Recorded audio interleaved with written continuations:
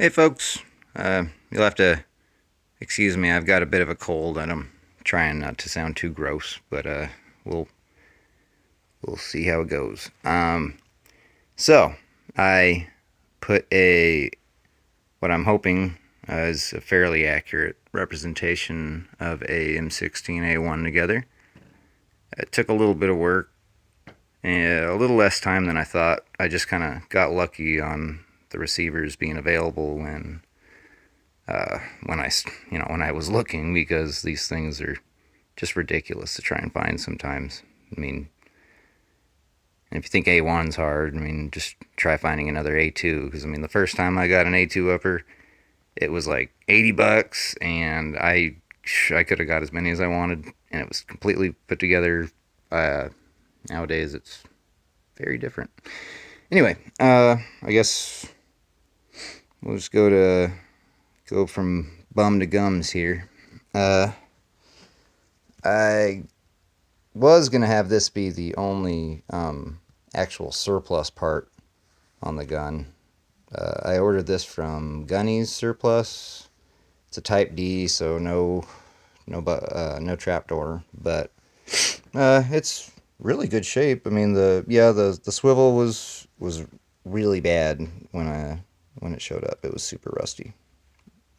But I had an extra.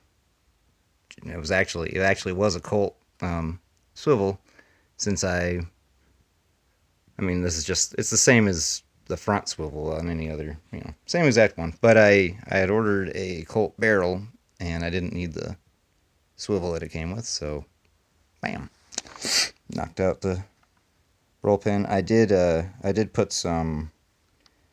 I'm not sure if I regret it or not, but I put some birchwood Casey super flat or super black on here to try and. I mean, I tried to get rid of the rust as much as I could.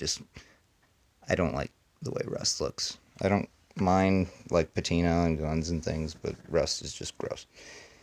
I had a lot of Datsuns. I've had a lot of Datsuns in my day, and I don't like rust. The grip is also a surplus. I think I got this from Sarco. I actually ordered a pair of them just in case one of them turned out to be trash. I'm glad I did, because one of them was. This is a GM Hydramatic Bakelite or whatever stock. Oops. And this is a Colt that came with the same order, but it's got some. I don't know if you can really see it, but it's just, I don't know. There's some weird damage up on top of here that I would have to fix somehow. I don't really know how I would do that, but it's not that great. So, sticking with the GM, Brownells lower. The lower parts were just some extra. They're all Schmid Tool, but it was just parts I took off a different lower that I decided not to use anymore. The upper I got from the receiver came from Luth-AR, and the barrel is also Brownells. It's the 1 in 12 twist. I mean, I've got enough 1 in 7s. I really don't need another 1 in 7 just because of stabilization. I mean, I shoot mostly 55 grain anyway, so does it really matter? The handguard came from Tony's Customs. It's actually brand new, but I tried different paints on it to see what would work well, and I settled on a Rust-Oleum satin black because I felt like it matched pretty good with the other two things. Still looks a little too nice, I think, but it's gonna get used. This is gonna be a shooter. It's not a display gun. It's gonna get beat up on the range, just the way it is. So, little things. No tick safety, right? Teardrop. Got that unreinforced ejection port cover. And I don't think there's really much else to it. I mean, you got A1 flash hider, with the split washer.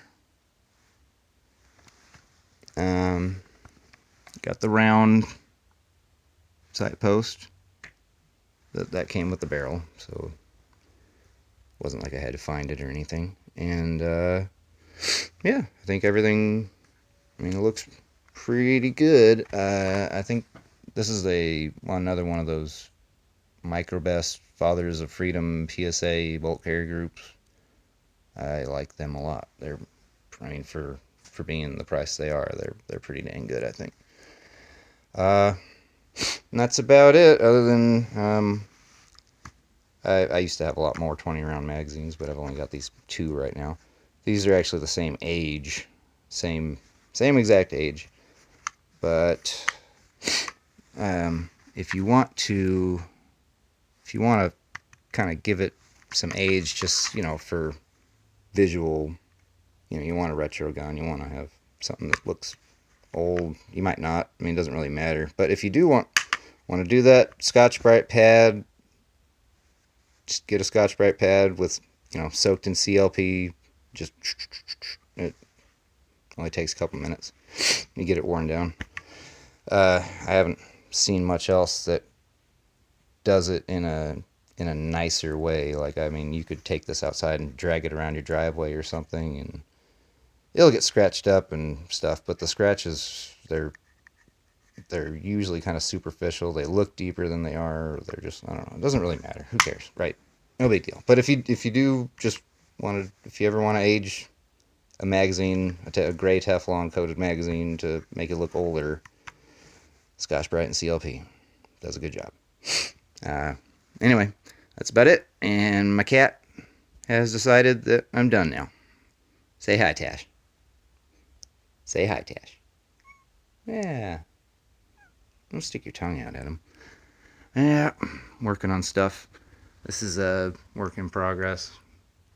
Trying to recreate my first AR that I bought back in 2009.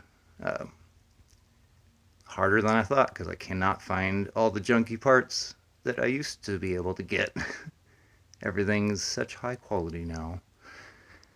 I did find the old timey, the eBay cheap ass drop in quad rails that we all used to talk crap about.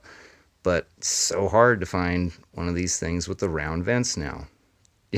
They've all got those elongated, like pill shaped vents, and as fine as that is, I just thought it'd be nice, since that's what my 09 gun had, that I could run something like that. And yeah, there's the pink lower. Still not sure what I'm doing with it yet. But yeah, there's my M16A1 semi-auto clone, more or less. Receivers are black, they're not gray. I really didn't want to focus too hard on that kind of stuff. But I'm really happy with how it turned out, and I think the next retro I put together will be something like a 723, unless I can get lucky, find an 8.2 upper. I'd love to do another 727, but we'll let pricing and availability decide that. All right, you guys, take care. God bless.